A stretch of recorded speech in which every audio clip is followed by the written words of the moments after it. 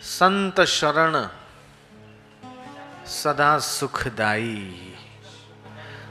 संत के आगे भगवान भी अनुकूल हो जाते हैं, तो प्रकृति अनुकूल हो जाए इसमें क्या बड़ी बात। घूमने को गाड़ी मिल गई, रहने को बड़ा मकान मिल गया, पहनने को अच्छे कपड़े मिल गए, समझ लेते हैं कि यह सुख की पराकाष्ठा। लेकिन सुख वास्तव में किसे कहते हैं, आनंद किसे कहते हैं,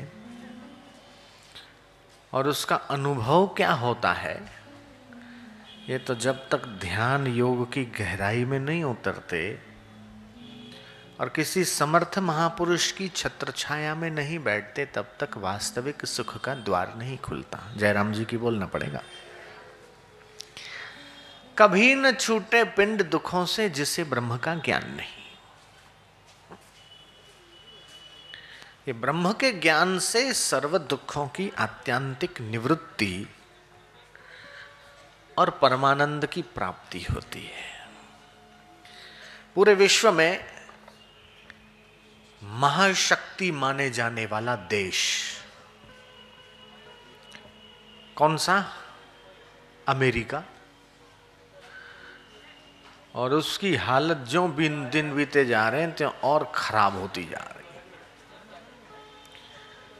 और वो विश्व की महाशक्ति, महासत्ता का राष्ट्रपति बराक ओबामा कहता है कि अमेरिकनों तुम सुधरो, नहीं तो वो दिन दूर नहीं कि भारत के लोग आके अमेरिका को चलाएंगे। ऐसा कैसे संभव हुआ? और भी कई देश हैं, लेकिन अमेरिका सुपर पावर जिसे कहा जाता, वो भी भारत की शक्ति का लोहा स्वीकार कर रहा है। मानना पड़ेगा कि हमारे देश में आध्यात्मिकता उत्पन्न हुई। सरल, सुखी, सम्मानित जीवन की युक्तियां महापुरुषों ने यहां बताई। सादा जीवन और उच्च विचार की परंपरा हमारे देश की। विदेशों में लोगों को जीवन जीने का ढंग ही नहीं है, और इसलिए उनका सुख फंसा है कुत्तों में, बिल्लियों में। महंगी महंगी गाड़ियों में कुत्तों को घुमाने में उनको मजा आता है और अपनी गोदी में बैठकर खिलाने में उनको मजा आता है। लेकिन भारतवासियों को ये कुत्ते और बिल्लियों की गुलामी करने की जरूरत नहीं, वो तो ठाकुर जी को, गुरु जी को भोग लगा के प्रसाद पाते हैं।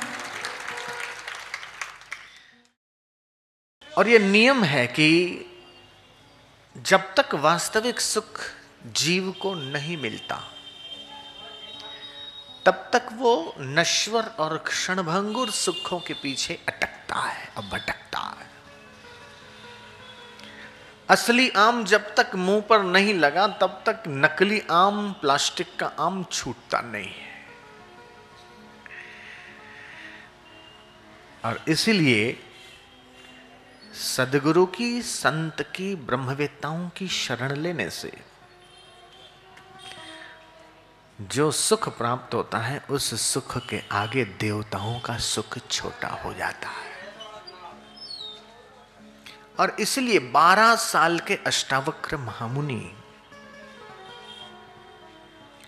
राजा जनक के गुरु हो गए। हमारी भारत ने, हमारे देश ने, हमारे इस आध्यात्मिक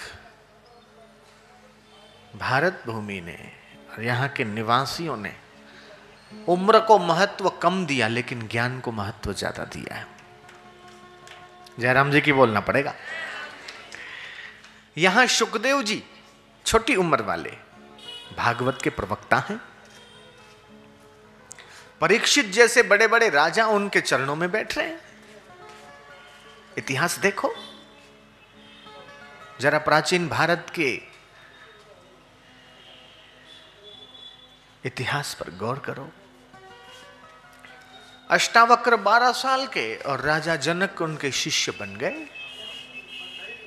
न जाने कितने बड़े बड़े पंडितों और विद्वानों को परखा, विद्वत्ता तो थी, पांडित्य तो था, लेकिन अनुभव नहीं था।